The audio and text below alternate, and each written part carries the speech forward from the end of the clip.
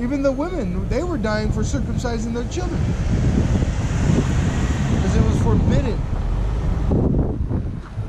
Why was Daniel cast into the lion den? Because praying was forbidden. They're going to make it forbidden to be an Israelite.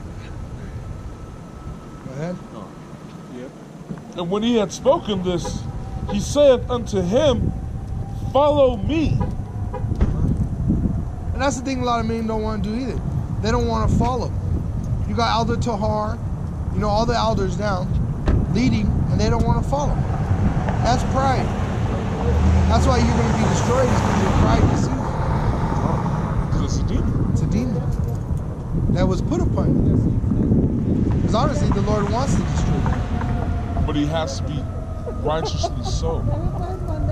So if you're following the Most High, and you're trying your best, and you're still going through sin, he's gonna recognize that, and he's gonna know your works. But if you're just out there being a straight wicked ass person, that's the reason why he's got to destroy you.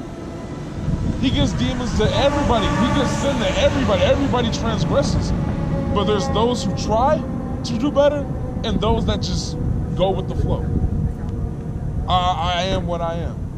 According to it, but that's what's wrong with two-thirds. Two-thirds really don't want to die. They don't want this world to be perished. They want. That's what worshiping the beast is. Is you really want this place to go on? You know, you don't want to die.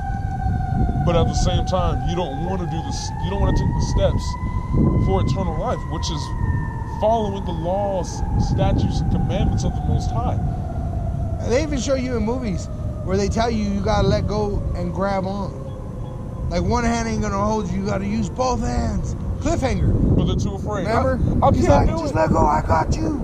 No, but they don't trust. They don't trust. They don't have any faith. And like the brother said, a fool is somebody that has no faith. And trust, that's what trust is. You put your whole weight upon it. Meaning there's no hope in the government no more. There's no hope. There never was. But people were trained to put hope in these things.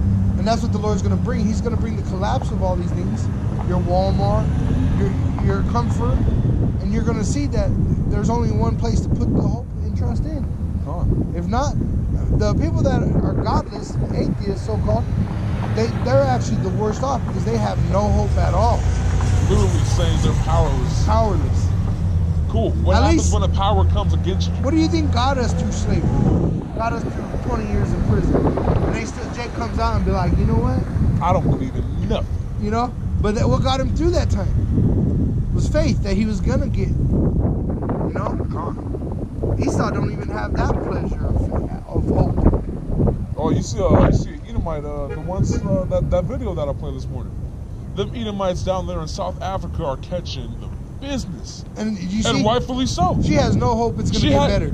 All she knows is, I got to move. I got to get the fuck out of here. So the reporter's like, are you, if you could move, would you? She said, I'm already out of this bitch. Yeah, she's moving. She's in the process. And literally what she was describing was just a tiny smidge of what we currently go through right now, what we've been going through.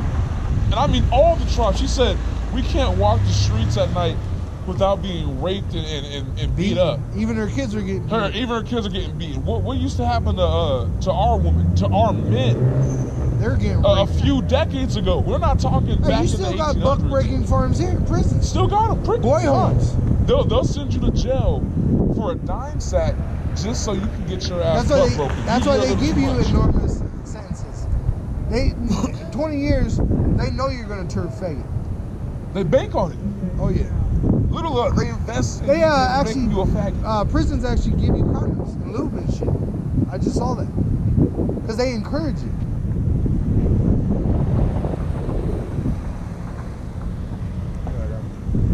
That's it on that. And you know what? 2/3 of our people actually embrace it and actually push it on each other too. Yeah. Oh. Go ahead and get that, John 3.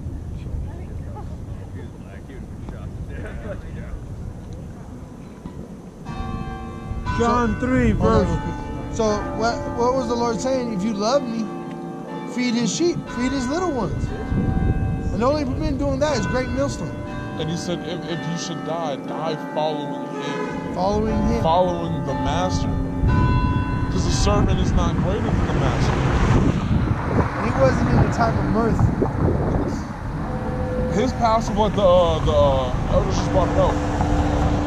When Yahweh Shai was going through his Passover, really what we're supposed to do is eat the lamb. Yes, we have a ceremony that goes along with it, but sometimes this Passover, sure, there may be people kicking down your doors in an hour to where all you can do is eat the lamb and you're on the run. You don't know, like, but that's why it's a solemn assembly. You're supposed to be ready. And you know, an example of that is where you got a family member about to be executed by the state. That's what Yahweh Shai was. He was executed by the state. And this Passover was right before his death also. When he kept it was right before the death. In Egypt, he was about to, Pharaoh's firstborn, pretty much his offspring, which he was going to come back. Well, yeah, you don't think he was about to be mad? That Passover. Trump, if his son gets so-called assassinated, because you know all this shit's set up and rigged, you don't think that the country would go into a fierce state? The president's firstborn of his old age? Because right now, he's talking about nuclear warfare, and he's with happy, the world, man. and he's happy right now. Like Israel, He's got all his children. They just moved the date up from 2019, the end of 2019, to May 14, 2018. That's a big. They said we want to celebrate the birth of the nation. And this is literally what they said. They want to celebrate the birth of the nation of Israel. That's why they moved it up to this year. And you guys think it's a coincidence that Elder Apostle Cornelius this year prophecy. Not 2019.